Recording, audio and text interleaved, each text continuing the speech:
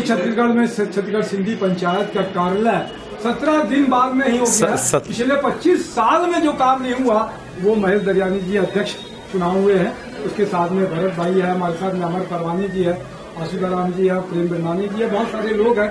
समाज के सारे लोगों का उत्साह और प्रेम, ये सबका आशीर्वाद है कि आप सबका कि महेश भाई दरयानी आज छत्तीसगढ़ सिंधी पंचायत के सुभाष भाई है हमारे साथ में। क्या कुछ कहेंगे, इतनी बड़ी महती जवाबदारी मिली है आपको? मैं इस जवाबदारी के बारे में इतना ही कहना चाहूँगा कि ये संतों का आशीर्वाद और वरिष्ठ जनों का आशीर्वाद मेरे को मिला है। बाकी मैं शख्स से शख्सियत बनाने में संतों का आशीर्वाद और वरिष्ठ जनों का आशीर्वाद ही है जो अपने आप को मैं मजबूत पाता हूँ। मेरे संकल्प पत्र में 11 बिंदु थे। अभी 17 दिनों में संकल्प पत्र की प्रथम बिंदु पूर्ण हुई है और मेरा विश्वास है कि मैं समय के पूर्व ही अपने सभी संकल्प पूरे करूंगा। पहला बिंदु क्या था आपका?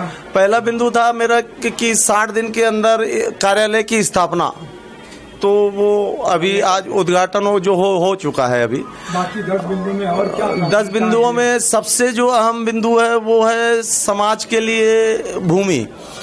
तो वो इस 2024 में पूरी कोशिश पूरा प्रयास जारी रहेगा कि जमीन को भूमि का आवंटन हो जाए शासन की ओर से। बहुत अच्छी बात है। तो बहुत अच्छा लगता है। अमर परवानी जी की बड़ी भूमिका रही, क्या कुछ कहेंगे अमर भाई? नहीं, ये पूरे समाज की जीत है और पूरे प्रदेश के सिंधी समाज के लिए एक नया दौर चालू होगा। इसमें जो सबसे इम्पोर्टेंट है, हमारे जो मुखी साहब लोग हैं